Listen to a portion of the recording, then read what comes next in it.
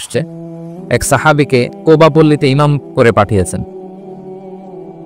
Medina মসজিদে নববীর পাশে একটা মসজিদ আছে, মসজিদে কোবা, সেই মসজিদের ইমাম করে এক সাহাবীকে পাঠিয়েছেন। ওই সাহাবীর একটা অভ্যেস ছিল, উনি প্রত্যেক রাকাতে সূরা ফাতিহার পরেই আগে সূরা ইখলাস পড়তেন।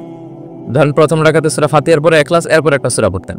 দ্বিতীয় রাকাতে সূরা ফাতিহার পরে আবার সূরা ইখলাস, এরপর একটা সূরা পড়তেন।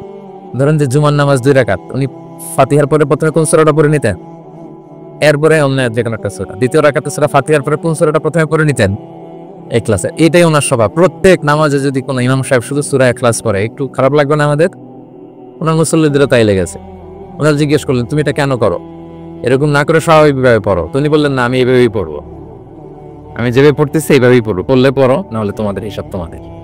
তো তারা যে রাসূল সাল্লাল্লাহু আলাইহি ওয়াসাল্লামের কাছে বিচার দিল যে, ইয়া রাসূলুল্লাহ, দেখেন একজন ইমাম আপনি আমাদের জন্য নির্ধারণ করেছেন, উনি প্রত্যেক রাকাতে সূরা ইখলাস পড়ে, ইন এভরি সিঙ্গেল রাকাত সূরা ইখলাস পড়ে। তো রাসূল সাল্লাল্লাহু আলাইহি ওয়াসাল্লাম তাকে ডাকলেন, ডেকে বললেন, ঘটনা কি? তুমি নাকি এরকম করো, প্রত্যেক রাকাতে ফাতিহার পরে আগে ইখলাস দিয়ে শুরু করো, কেন কেন করো? সে বলতেছে, ইয়া রাসূলুল্লাহ, হ্যাঁ, আমি আসলে এমনটা করি, কারণ আমি এই সূরাটাকে বড্ড ভালোবাসি। কারণ ফিহি সিফাতুর রহমান, এই সূরার ভেতরে আল্লাহর পরিচয় মেলে, আল্লাহর পরিচয় পাওয়া যায়, যেন সূরাটাকে আমি বড্ড ভালোবাসি। রাসূল সাল্লাল্লাহু আলাইহি ওয়াসাল্লাম বলেন, ঠিক আছে, তোমার অভ্যাসের পরিবর্তন করার দরকার নেই। হুব্বুকা ইয়াহা ইউদখিলুকাল জান্নাহ, এই সূরার প্রতি তোমার এই ভালোবাসাই তোমাকে জান্নাতে প্রবেশ করাবে। আরেক বর্ণনায় এসেছে, তুমি যেমনি আল্লাহর পরিচয় থাকার কারণে সূরাটাকে ভালোবাসো, আল্লাহ জানিয়েছেন যেন তোমাকে জানাই আল্লাহও তোমাকে ভালোবাসে। ফিহি সিফাতুর রহমান, এই সূরার ভেতরে রহমানের পরিচয় পাওয়া যায়, আল্লাহ সুবহানাহু ওয়া তাআলার পরিচয় পাওয়া যায়। তো এজন্য উনি প্রত্যেক রাকাতে সূরা ইখলাস পড়তেন। আরেকটা হাসান পর্যায়ের হাদিসে পাওয়া যায়, 9ম হিজরিতে আল্লাহর হাবিব সাল্লাল্লাহু আলাইহি ওয়াসাল্লাম তাবুক যুদ্ধে অংশগ্রহণ করেছিলেন। আপনারা তাবুক যুদ্ধের নাম শুনেছেন? হ্যাঁ, নিশ্চয় শুনেছেন, যারা ইসলামের ইতিহাস ও ইসলামের বায়োগ্রাফি নিয়ে পড়াশোনা করেছেন। তাবুক হচ্ছে অনেক দূরে মদিনা থেকে, খুব কষ্টের সফর ছিল। তখন খেজুর পেকে সবার ঘরে পাকা খেজুর উঠাতে হবে, আবার প্রচন্ড গরম, আবার সফরের দূরত্ব অনেক বেশি। এই সফরে মূলত কোনো যুদ্ধ সংগঠিত হয়। তাবুক যুদ্ধে কোনো যুদ্ধ হয়নি, কয়েক সপ্তাহ লাগছে যেতে, কয়েক সপ্তাহ ফিরতে, এতটুকুই। জাস্ট কে পাক্কা ইমানদার আর কারা মুনাফিক, হিপোক্রিট, এটাকে ক্লিয়ার করার জন্য আল্লাহ তাআলা এই যুদ্ধের আহ্বান জানিয়েছেন যে যাও, অ্যাটাক করো, তাবুকে যাও। বিশাল বাহিনী, প্রায় বিশাল একটা বাহিনী যে তাবুকে চলে গেল। রাসূল সাল্লাল্লাহু আলাইহি ওয়াসাল্লাম যখন তাবুক যুদ্ধে ছিলেন, এই অভিযানে ছিলেন, তখন মদিনায় এক সাহাবী ইন্তেকাল করেন, নাম হচ্ছে মুআবিয়া ইবনে মুআবিয়া আল মুজহানি। তো উনি ইন্তেকাল যখন করলেন, রাসূল সাল্লাল্লাহু আলাইহি ওয়াসাল্লাম তো এত দূর থেকে এটা জানতেন না। জিবরাইল আলাইহিস সালাম এসে বললেন, ইয়া রাসূলুল্লাহ, মদিনাতে আপনার সাহাবী মুআবিয়া ইন্তেকাল করেছে। মুআবিয়া ইবনে আবি সুফিয়ান একজন সাহাবী আছে, উনি নয়, মুআবিয়া ইবনে মুআবিয়া আল মুজহানি। তখন বললেন, ইয়া রাসূলুল্লাহ, আপনি এই 30,000 সাহাবী নিয়ে এখানেই মরুভূমির মধ্যেই তার গায়েবানা জানাজা পড়েন, আমরাও আছি আপনার সাথে, আমরাও শরীক হব।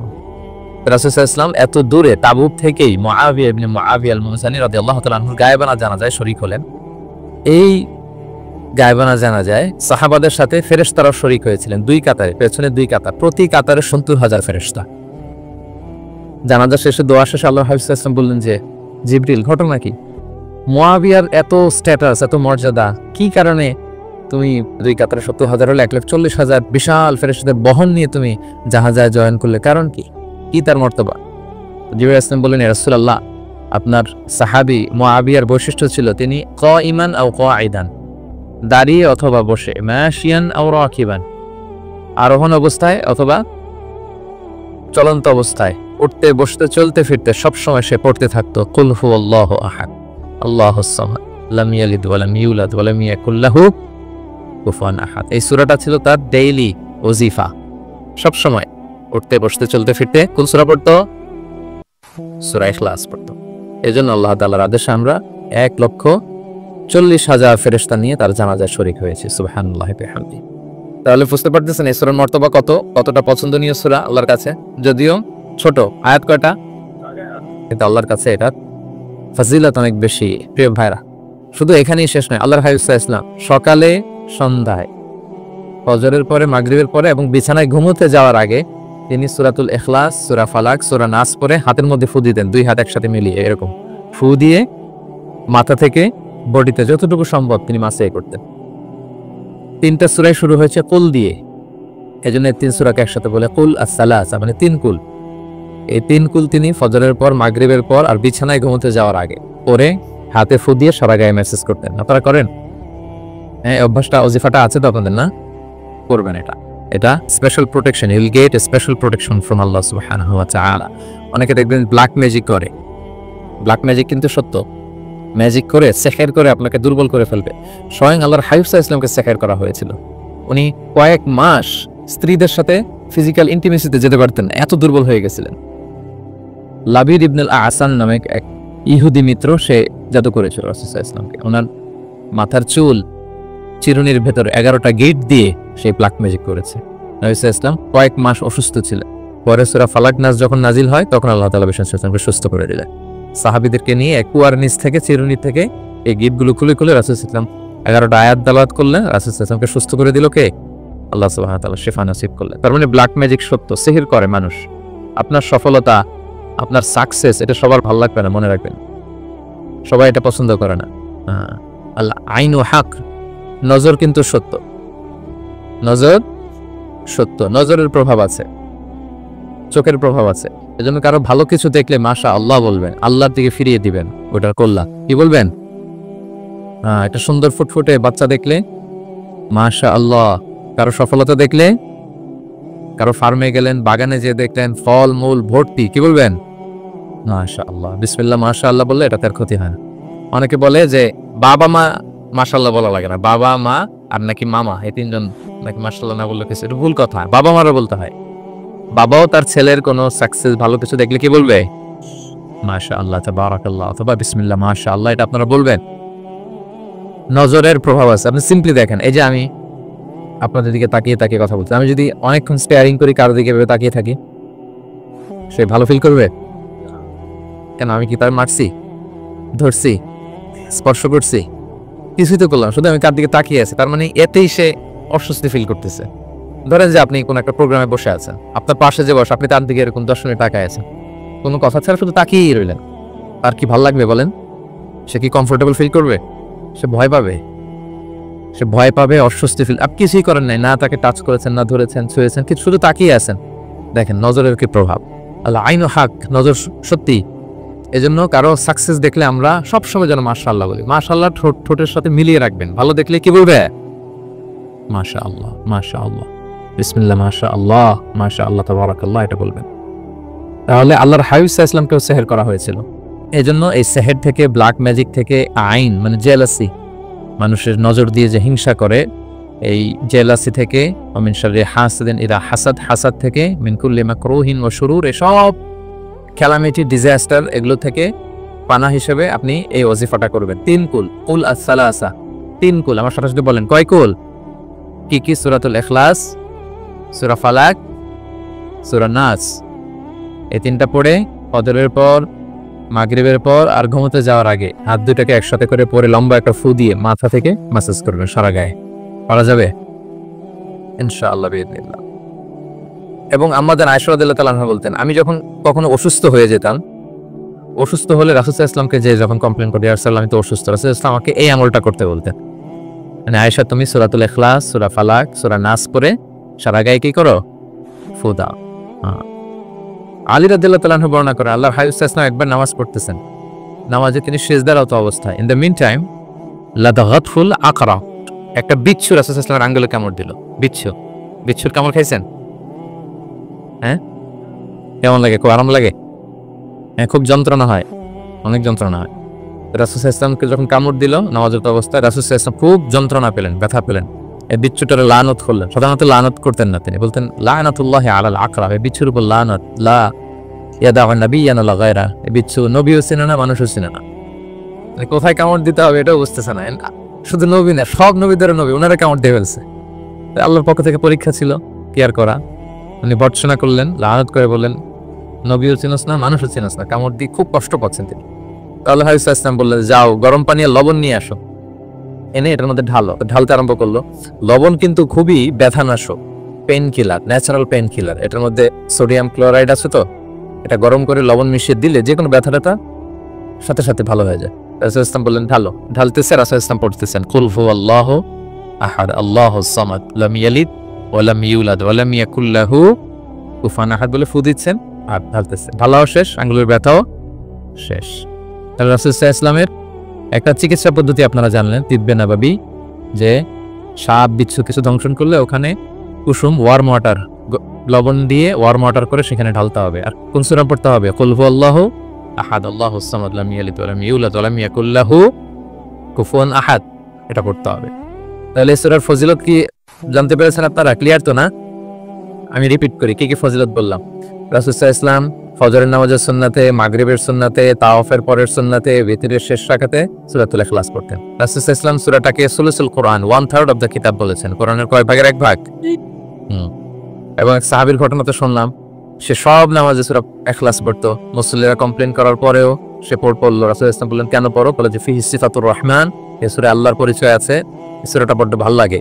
তো রাসূল সাল্লাল্লাহু আলাইহি ওয়াসাল্লাম বললেন, এই সূরার প্রতি তোমার ভালো লাগেই তোমাকে জান্নাতে নিয়ে যাবে। আরেক বর্ণনায় যে তুমি যেমনি আল্লাহর কারণে এই সূরাকে ভালোবাসো, আল্লাহও জানিয়েছেন তিনি তোমায় ভালোবাসেন।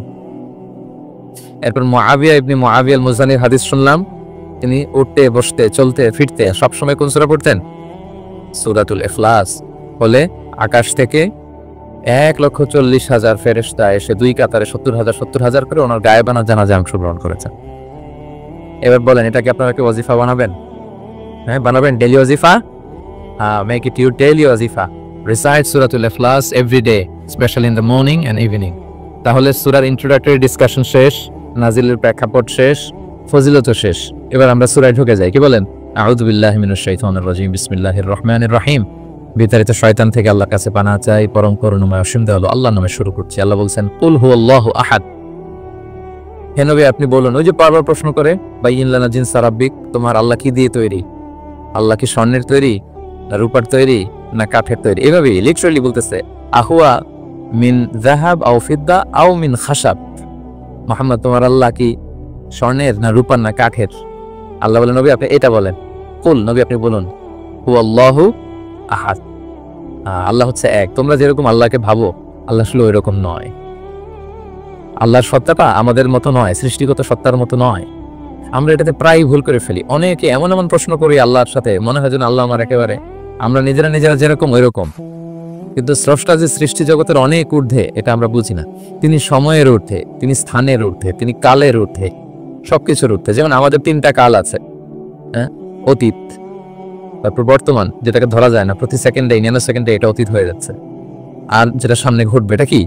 ফিউচার, ভবিষ্যৎ। তা আল্লাহরও কি এরকম অতীত, বর্তমান, ভবিষ্যৎ আছে? সময়টা আমাদের জন্য, উনি তো সময়ের স্রষ্টা, ওনার সাথে আপনি সময় সেট করতে পারবেন না, উনি সময়ের ঊর্ধ্বে। ফলে উনি এই ইবলিস যে আদেশ ভঙ্গ করা, আদম আলাইহিস সালাম এবং হাওয়া আলাইহিস সালাম পৃথিবীতে আসা, নূহ, দাউদ, হুদ, সালেহ থেকে শুরু করে এই একের পর এক নবী, শেষ নবী, বর্তমান সময়, ভবিষ্যৎ, দাজ্জাল, কিয়ামত, সব তিনি এট এ গ্ল্যান্সে দেখেন, একবারে ওনার চোখের সামনে।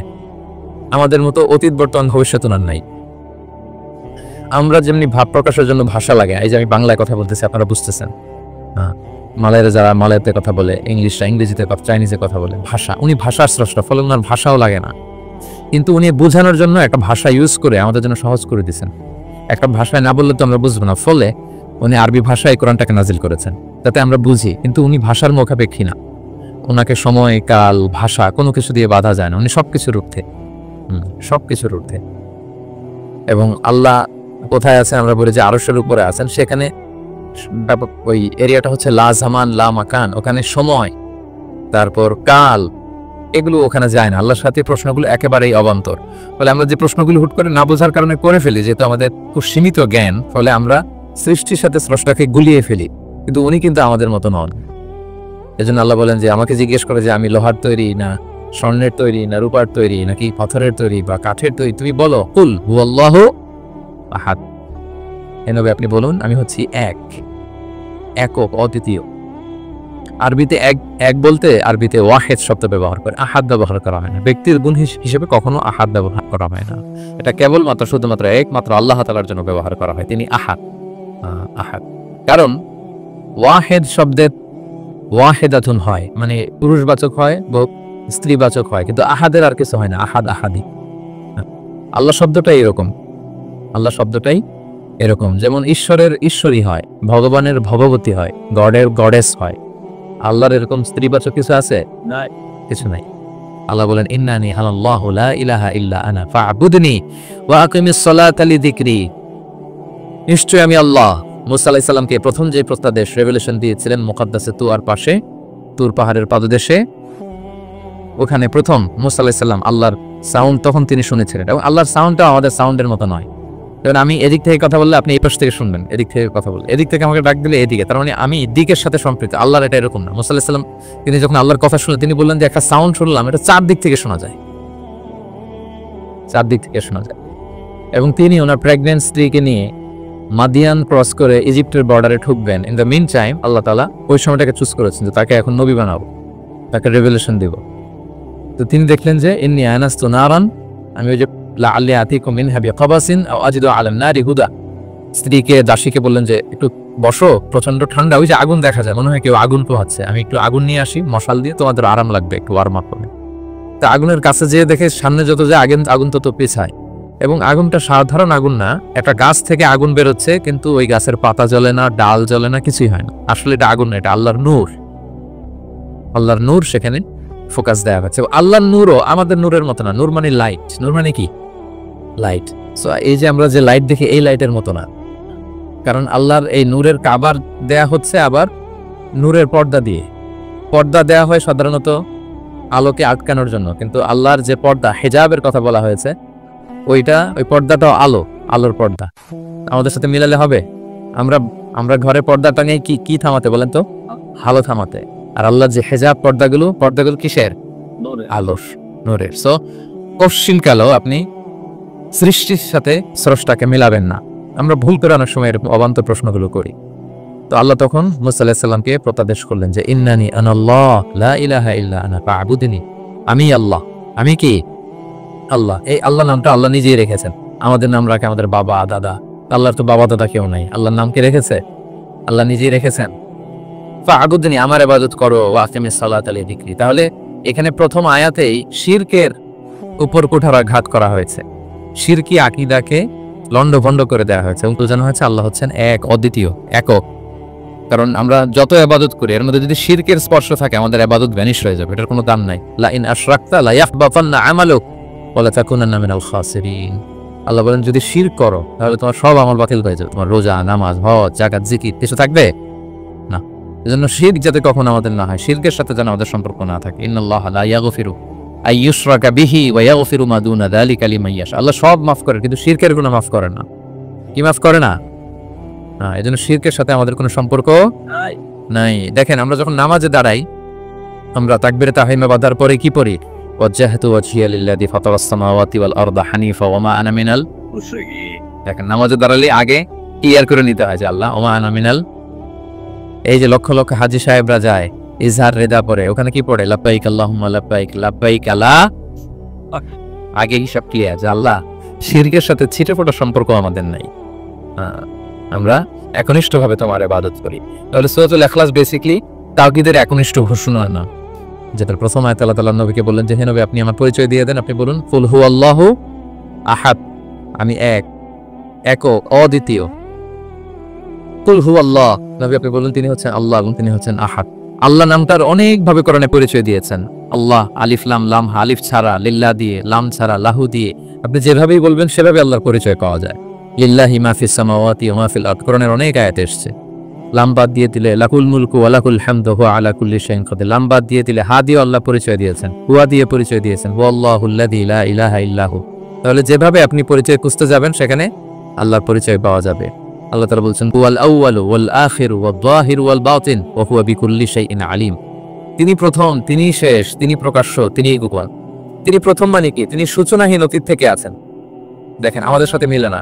আমাদের অতীতের একটা সূচনা থাকে, কি বলেন, আমার জন্মের একটা স্টার্টিং পয়েন্ট আছে না, যে এখান থেকে আমার অস্তিত্ব শুরু, এত সালে আমি, এত সালে আপনি। তার মানে আমাদের একটা স্টার্টিং আছে তো নাকি? আল্লাহ স্টার্টিং কবে থেকে বলেন? কবে থেকে? যে এই সময় থেকে উনি আল্লাহ বলেন? Nobody knows. কারণ হুয়াল আউয়াল, এই আউয়াল মানে এমন শুরু, সূচনাহীন শুরু, এমন শুরু যেটার কোনো কি নাই, সূচনা নাই। আবার সীমাহীন ভবিষ্যৎ পর্যন্ত তিনি থাকবেন। কতদিন তার রাজত্ব, ক্ষমতা, সভরেন্টি, পাওয়ার থাকবে? কতদিন বলেন? সীমাহীন, এদের কোনো শেষ নাই। ওয়াল আউয়াল ওয়াল আখির ওয়াল যাহির ওয়াল বাতিন। এবং সব কিছু ধ্বংস হবে তিনি ছাড়া। কুল্লু মান আলাইহা ফান ওয়া ইয়াবকা ওয়াজহু রাব্বিকা যুল জালালি ওয়াল ইকরাম। সব শেষ হবে, উনি অবিনশ্বর, শাশ্বত, চিরঞ্জীব। তাই বলে উনি আমাদের থেকে দূরে নন, খুব কাছে। আমরা ডাকলেই তিনি ডাকে সাড়া দেন। আমাদের সবকিছু তিনি দেখেন, অবজার্ভ করেন, মনিটর করেন। ওয়া নাহনু আকরাবু ইলাইহি মিন হাবলিল ওয়ারিদ। আমাদের এখানে একটা রগ থাকে, এই রগেরও কাছে, তার মানে খুব কাছে, খুব কাছে। আমরা তাকে না দেখলেও তিনি আমাদের দেখেন। লা তুদরিকুহুল আবসারু ওয়া হুয়া ইউদরিকুল আবসারা ওয়া হুয়াল লাতীফুল খবীর। কোনো চোখ তাকে দেখে না, কোনো দৃষ্টি তাকে আয়ত্ত করতে পারে না, কিন্তু সকল দৃষ্টিকে তিনি আয়ত্তে রাখেন। সুবহানাল্লাহ। এভাবে আল্লাহ তাআলা খুব প্রিসাইজলি 4টা আয়াত দিয়ে নিজের পরিচয় দিয়েছেন। কুল হু আল্লাহু আহাদ। হে নবী আপনি বলুন তিনি আল্লাহ, তিনি অদ্বিতীয়। বাংলারও অনেক সীমাবদ্ধতার ফলে আমাকে এক, একক এগুলো ইউজ করা লাগতেছে, কিন্তু আল্লাহর আহাদ বোঝাতে যে এক, একক এটা যথেষ্ট না। এটা আমার লিমিটেশন, আমাদের লিমিটেশন, ভাষার লিমিটেশন। কিছু দিয়ে তো আমার অডিয়েন্সকে বা আমাদের বুঝতে হবে দ্য এসেন্স অফ গড। এজন্য আমরা বলি এক, একক, অদ্বিতীয়। অদ্বিতীয়টা খুব অনেকটাই পারফেক্ট।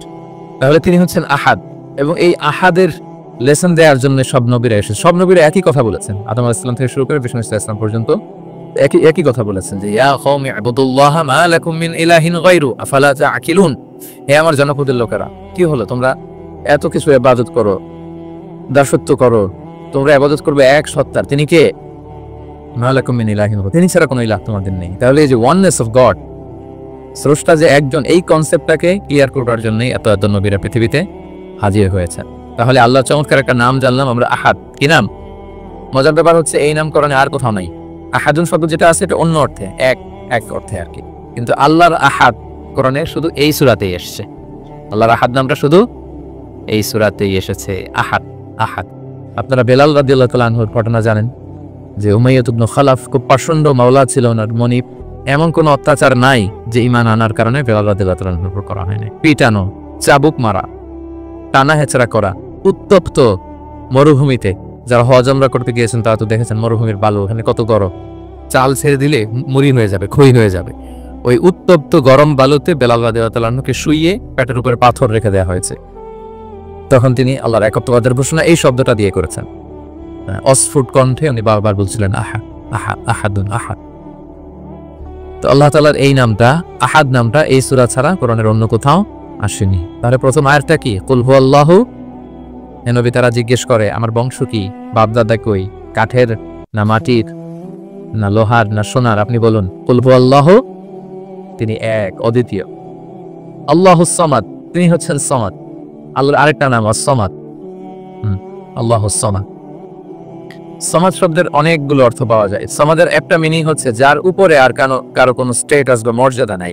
আরবিতে বলে মানতাহা ইলাইহি সুগদাদু ওয়া শারাফ। মর্যাদা, স্ট্যাটাস যত শীর্ষে পিকে যেতে পারে ওইটার নাম হচ্ছে সামাদ, এর উপরে নাই। সামাদের আরেকটা অর্থ হচ্ছে যে পরনির্ভরশীল নয়, মানে তার কারোর উপর নির্ভর করা লাগে না, সে স্বয়ং সম্পূর্ণ। আচ্ছা, পৃথিবীতে এমন কারো নাম বলেন তো যে কোনো দিন কোনো কিছুতে কোনো কাজে অন্যের মুখাপেক্ষি হওয়া লাগে নাই, সে একা একা আত্মনির্ভরশীল স্বয়ং সম্পূর্ণ, এরকম একজনের নাম বলেন? আছে? কেউ নাই। কোনো না কোনো ভাবে আপনি পাওয়ারফুল কারো কথা বলবেন, এত আরো নির্ভরশীল, এরা রাস্তা দেখা না দিলে চলতেও পারে না, কোন দিকে যাইতে হবে এটা বলার জন্য 10 জন থাকে, এর ওয়াশরুমে নিয়ে যেতে হয় 10 জনের, এর এই সাপোর্ট ওই সাপোর্ট এই প্রোটোকল অনেক কিছু, এর লোক লাগে আরো বেশি। তার মানে সাহায্য ছাড়া চলতে পারে এমন কোন সত্তা পৃথিবীতে নাই। একটা সত্তা যার কারো কোনো সাহায্য লাগে না, যার কারোর প্রতি কোনো নির্ভরতা নাই, কারো কাছে ঠেকা নাই, গোটা বিশ্ব কার কাছে ঠেকা, তিনি কে? তার নাম সামাদ। তার নাম কি? আল্লাহুস সামাদ, অমুখাপেক্ষী, অ্যাবসলিউটলি ইন্ডিপেন্ডেন্ট। কখনো কোনো কাজে তার কারো কাছে যেতে হয় না, কারো উপর ভরসা করতে হয় না, কারো প্রতি তার কোনো ঠেকা নাই। সব গোটা দুনিয়া তার কাছে ঠেকা, তার কাছে ফরিয়াদ করে, তার দিকে ঝুঁকে পড়ে আসতে বাধ্য। ওই সত্তার নাম হচ্ছে সামাদ। সামাদ ক্লিয়ার সবার কাছে? আল্লাহ তাআলা বলছেন ইয়া আইয়ুহান নাসু আনতুমুল ফুকারাউ ইলাল্লাহ আল্লাহু হুয়াল গনিয়ুল হামিদ। ওহে মানুষেরা তোমরা হচ্ছে ফকির। ফকির বিমানা মুফতাকির ইলাল্লাহ, মানে মুখাপেক্ষী কার দিকে? ফুকারা ইলাল্লাহ আল্লাহু হুয়াল গনিয়ুল হামিদ। কিন্তু আল্লাহ কারো প্রতি মুখাপেক্ষী নন। গনি, তিনি প্রাচুর্যশীল, হামিদ, সব প্রশংসিত। সবাই তার কাছে ফরিয়াদ করে, তিনি কারো কাছে ফরিয়াদ, সবাই তার কাছে চায়, তিনি কারো কাছে চাওয়া লাগে না, সবাই তার কাছে মুখাপেক্ষী, তিনি কারো প্রতি মুখাপেক্ষী। তার নাম সামাদ। তার নাম কি? সামাদ ক্লিয়ার? হ্যাঁ। লাম ইয়ালিদ ওয়া লাম ইউলাদ। লাম ইয়ালিদ, তিনি কাউকে জন্ম দেননি। ওয়া লাম ইউলাদ, তিনি নিজেও জন্ম নেন নাই। সুবহানাল্লাহ। দেখেন কত সহজে পরিচয়, তিনি কাউরে জন্ম দেনও নাই, জন্ম নেয়ানো নাই। সুবহানাল্লাহ, আমাদের ধর্ম যে কত সুন্দর, এক আল্লাহর দিকে আমাদেরকে রেফার করা হয়েছে। অন্যান্য ধর্মের দিকে দেখেন কি আজীব কথা, খ্রিস্ট ধর্মে বলে আদম আলাইহিস সালাম পাপ করছে, ওই পাপের কারণে আমরা সবাই নাকি পাপী, জন্মাইলেই নাকি পাপী। ইসলাম বলে আমরা জন্মগ্রহণ করি মাসুম অবস্থায়, নিষ্পাপ। কিন্তু খ্রিস্টানরা কি বলে আমরা পাপ নিয়ে জন্মাই, ফলে খোদার ছেলের দুনিয়াতে আসা লাগছে, এসে সবার পাপ নিজের কাঁধে নিয়ে শুলে চড়ছে, এরপরে খোদার সাথে যে বসে আছে। এটা হচ্ছে খ্রিস্ট ধর্মের কথা। অন্যান্য অনেক ধর্মে দেখেন ল্যাংটা বাবার কাছে যে মাথা নোয়াতে হয়, এরকম অনেক ধর্ম দেখছেন যে লোকটার চুলে জট বাঁধা, দাড়িতে জট বাঁধা, একেবারে উলঙ্গ, তার কাছে যে সবাই এরকম হাত পাতে দেখছেন? দেখেন না আপনারা, নাকি শুধু আমি একাই দেখলাম? দেখছেন সবাই? আছে, কিন্তু আমি ধর্মের নাম বলতেছি না, কোনো ধর্মকে ছোট করা যাবে না, কিন্তু এরকম আছে।